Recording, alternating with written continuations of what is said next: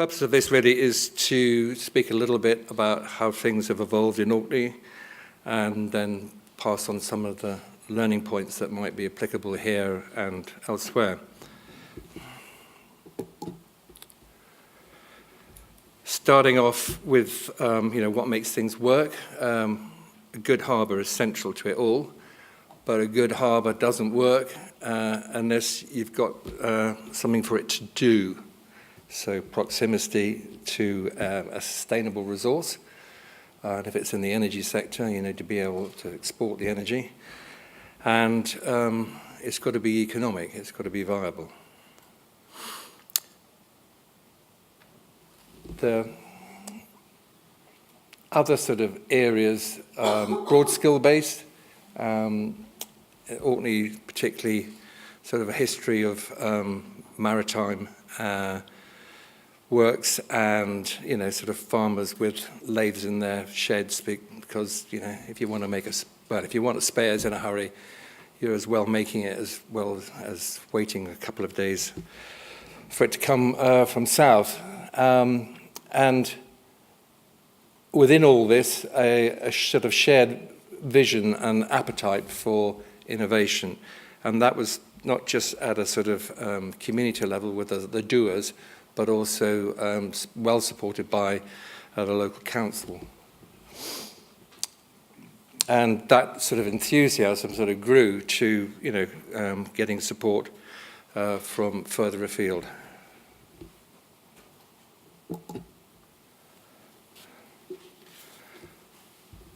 So we could see, Orkney's got the right basic ingredients, but so you've got the potential for the reaction, but what's really needed and what set the whole thing alight was Orkney winning the location for EMEC, and that really sort of was a catalyst that got things going. And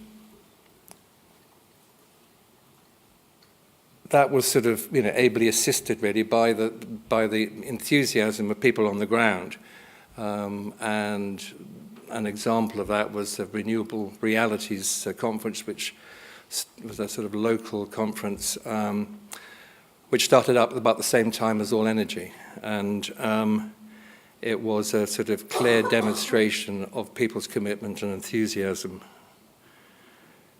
And another important ingredient to all this has been Heriot Watt, who's got an outpost up in Orkney. So not only have you got the sort of port facilities, you've got the infrastructure, you've got the local skills, but you've also got an academic arm and a sort of route into innovation and research.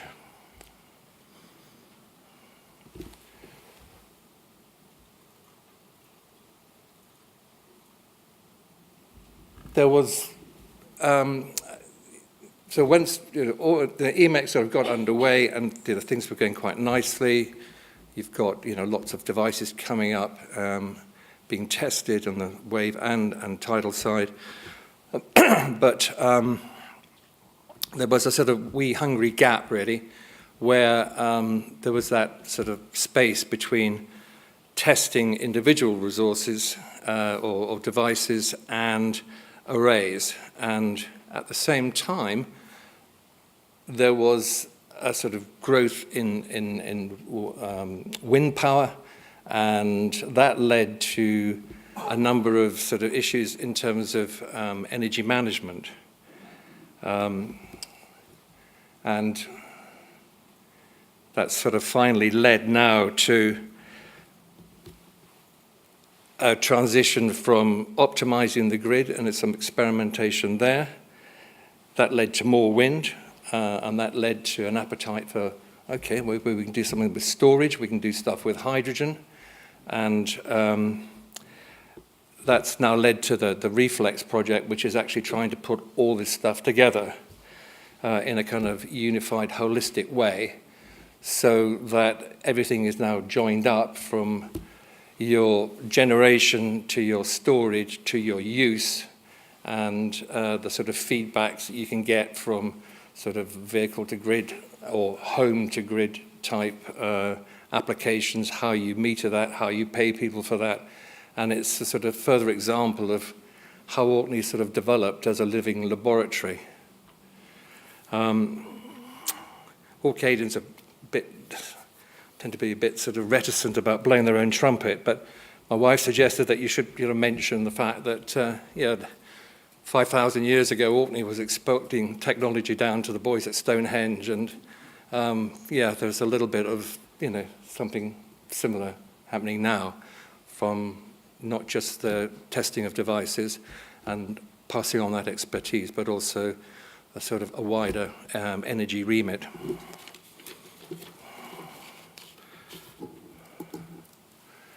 So a little bit about the commitment and prize.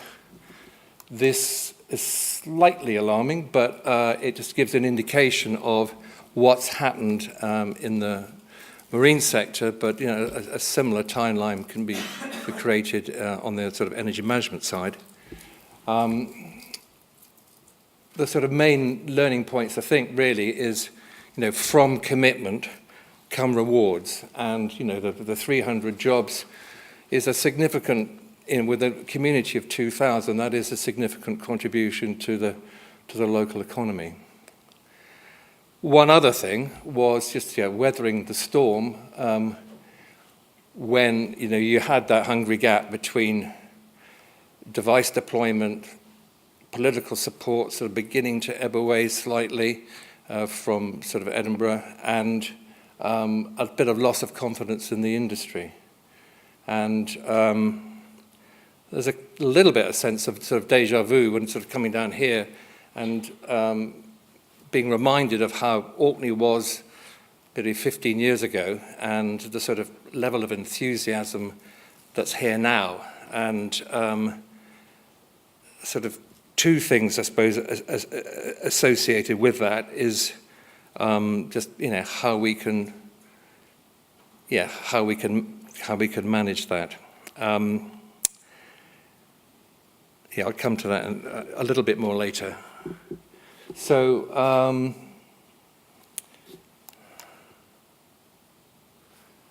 in terms of some of the kind of other broader learning points, the sort of idea of sort of shared cultural values and sort of small communities living on the edge.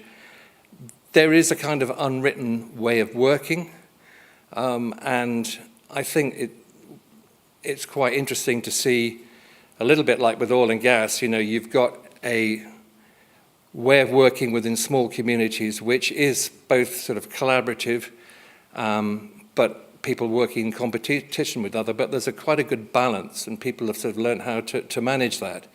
And you've got some sort of hungry device developers coming in and making quite an impact on the community. And the sort of role that OREF, the Orkney Renewable Energy Forum, and Marine Energy Wales here can have in just trying to sort of modulate the impact that people have.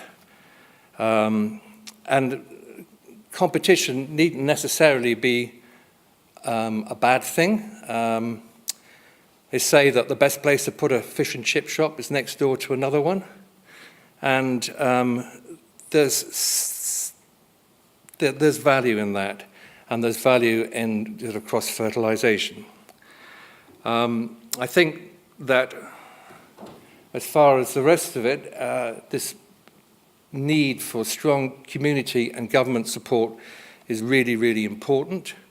And it's just in terms of keeping the enthusiasm and the resilience to keep things going when times get hard. And the timing here is a lot easier than for Orkney as climate change slowly becomes more and more important, but we're still some way from really getting it, and there could be a year or two before people really start to take this as seriously as we need to. And what we heard earlier on about the importance of managing that risk and risk mitigation made me think about, the importance of the work that's been done by Sue and Christoph, and having a presence at Westminster, and having a presence, diversifying that to Scotland and Wales, and also at a kind of local level where we can help sort of mitigate the risk by generating public support, and the comments we heard earlier about the importance of personal commitment and getting political support by getting the support of people. Thank you.